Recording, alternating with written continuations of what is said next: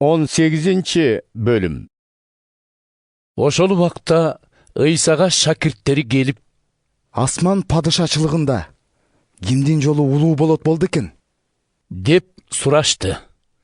Ыйса бир кичине баланы чакырып алды да, шакирттеринин ортосуна тургузуп туруп, мындай деди: Силерге бир чындыкты айтып коеюн.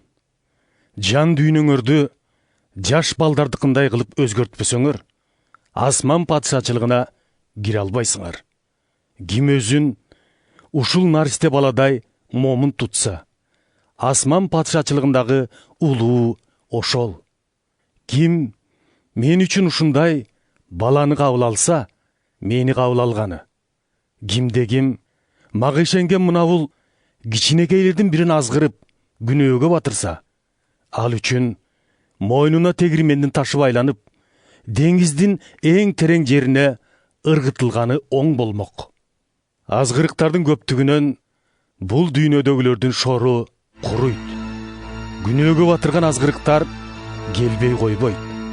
Бирок ким аркылуу келсе, ошонун шору. Эгерде сени колуң же бутуң күнөөгө азгырып жатса, анда аны кыячап да өзүңдөн алыс ыргытып жибер. Колу бутуң сообойдон тозоктун өчпөс отуна ыргытылгандан көрө, колу бутсуз бейишке чыкканың жакшы. Эгерде сени көзүң күнөөгө азгырып жатса, аны оюп алып ыргытып жибер.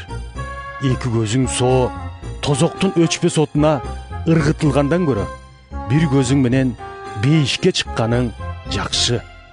Сак болгула. Мына бул карапайым адамдардын бирин да капарыңарга албай койбогула. Силерге айтып коеюн, булардын периштелери менин асмандагы атамдын жүзүн дайыма көрүп турушат. Кандай деп ойлойсуңар? Эгер 100 кою бар адамдын бир кою жоголуп кетсе, 99-ун тоого таштап, адашканын издебей жатып алабы? Эгер таап алса, анда силерге бир чындыкты айтып коеюн. 99 адашпаган койлоруна караганда, таап алган алиги кой үчүн көбүрөөк кубанат. Ошонун сыңарындай, асмандагы атаңар мага ишенген мына бул карапайым адамдардын биринин да жоголуп кетишин каалабайт. Эгер боордошуң сага жамандык кылса, анда бар да жекече сүйлөшүп, күнөөсүн бетине айт. Эгер сөзүңдү укса, анда аны менен кайрадан ынтымакка келгениң. Укпай койсо, анда ар кандай иш 2-3 күбө тарабынан ырасталыш үчүн өзүң менен дагы 1 же 2 кишини ээрчите бар. Аларды да укпай койсо, анда жыйынга айт. Эгерде жыйынды да укпай койсо, анда ал сен үчүн Кудайды тааныбаган адам же салыкчы катары эсептелсин.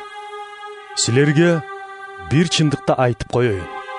Жер бетинде эмнеге тыюу салсаңар, ал асманда да тыюу салынган нерсе болушу керек. Жер бетинде эмнеге уруксаат берсеңер, ал асманда да уруксаат кылынган нерсе болушу керек. Силерге бир чындыкты айтып коеюн. Эгерде жерде экөөңөр макулдашып алып, бир нерсени сурасаңар, асмандагы атам силер үчүн ошону кылып берет. Анткени менин урматыма чогулган 2-3 адамдын арасында мен өзүм болом. Ошондо Петр Ыйсага келип: Устат, менин боордошум мага жамандык кылса, канча жолу кечиришим керек? 7 жолу кечирсем жетеби? деди. Ыйса ага айтты: 7 жолу дебейм, бирок 7ден 70 жолу дейм. Мындай дегенимдин себеби, асман падышачылыгы өз кызматчылары менен эсептешкиси келген падышага окшош. А дегенде ал падышага ат башындай күмүш карызы бар адамды алып келишет. Төлөгөнгө чамасы жетпегендиктен падыша аны аялы жана бала чакасы менен кошо, ошондой эле колундагы болгон нерсесинин баарын сатып, карыздын эсебине берүүгө буйрук чыгарат.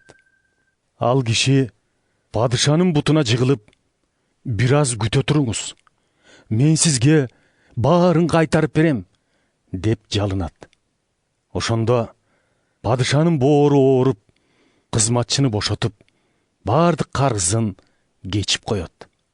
Ал азаттыкка чыгып, өзүнө 100 күмүш теңге карыздар болгон бир кызматташ жолдошуна келет да, баардык карызыңды төлө, деп аны алка жакадан алып муунтуп кирет. Ошондо кызматташ жолдошу алдына жыгылып, бир аз күтө турчу, мен сага берем, деп суранат. Тиги көнбөй, карызыңды төлөмөйүнчө жатасың, деп аны зынданга салат. Муну көргөн башка кызматташтары терең кайгыга батышып, падышага болгон ишти төкпөй чачпай айтып беришет. Ошондо падыша баягы кишини өзүнө чакырып алып, мындай дейт: «Эй, адепсиз кызматчы, сен суранганыңдан карызыңдын баарын мен кечип койгон элем. Мен сага ырайым көрсөткөндөй, сен да өз кызматташыңа ырайым көрсөтүшүң керек эмес беле? Ошентип каарданган кожоюн карызыңды толук кайтарып бергенче эркиндикке чыкпайсың, деп аны желдеттердин колуна салып берет.